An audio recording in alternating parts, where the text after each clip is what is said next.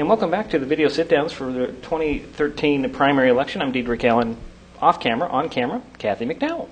Hi. Hi. Thank you for taking some time to join us. Well, thank you for inviting me. First off, take a couple of minutes to briefly tell everybody about yourself, your background, why you are running, and why you feel you are the best candidate. Well, I was born here in Shelton and lived in the community outside the city limits, moved away for a short period of time, moved back outside the city limits, and then moved into town 28 years ago. Why I'm running? 28 years, I've seen things going on in the city that I don't really like, have never really had an idea how to solve them or come up with any ideas, and so I just decided that I was going to run. And I can give the commission fresh perspectives. I have 27 years of management in 2 small companies. I've had 14 years problem solving, 20 years in customer service, and so I know how to deal with people, and I'm a common sense person. Okay.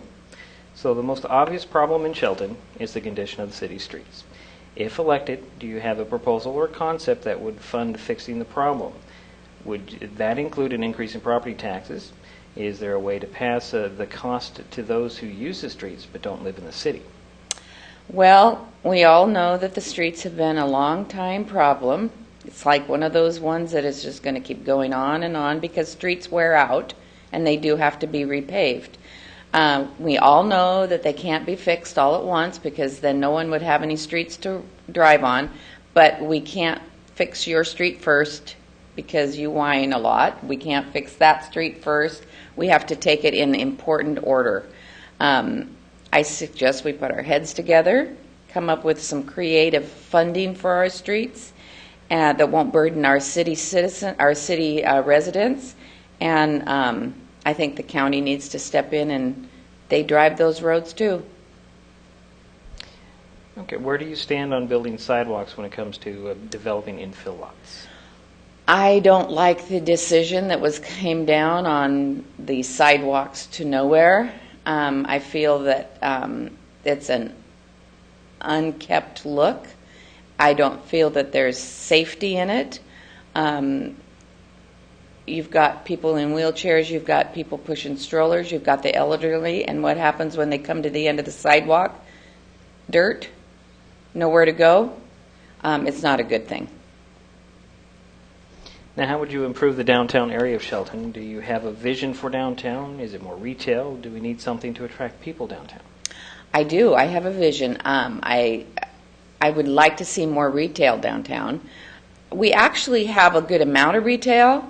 When you start listing the things we have a furniture store, we have 2 jewelry stores, we have a great floral and gift store, we have bookstore, good restaurants, several photo studios, antique stores, but more retail would be great. And that's my vision. We have to keep up our downtown as far as the aesthetic looks, but more retail would be, because then when there's more retail, guess what? There's more tax revenue that comes into the city, and then guess what? Our streets get paved, and we have other projects that we can do. Okay. What can the city do with its homeless problem? Well, I'm renaming it poverty. Okay. And it has been a long time coming, and we all know when there's an issue or a problem that's long time coming, it takes a long time to get it resolved. It's not going to get resolved overnight. It's not, because it was not born overnight. I do think it's a great start with our police walking the streets during the day, but that is only a little tip of the iceberg. And we have a task force already in place, and we have another one forming. It's just going to have to be some solutions that I can't figure out right at this moment. Where do you stand on the city's building abatement plan, and how should the city handle its derelict structures? Well, that was one of the best ones that has come up in a long time with the city. I'm thanking Steve Goyne and the mayor and the commissioners for taking swift on this. It's very important to get these old, dilapidated buildings torn down that attracts transients, derelicts, drug users, and actually does not make our city look real great. They need to get taken down quickly as soon as we can do it, and then there'll be an empty lot and maybe a great building would be built on that lot. What do you think of the concept to require landlords to have a business license? I don't like that concept. Short and sweet. It's bringing the government into someone's private residence. Let's try and work with the landlords on a different area. Let's try to come up with a creative resolution to this. Work with landlords. Know the landlords that they're having issues with, and have somehow work with them to bring a solution to this. Other than the topics already discussed, what other issues or challenges do you see the city facing, and how would you propose dealing with that issue? Affordable living. It's great if you can afford an expensively built house, but many people in Shelton cannot.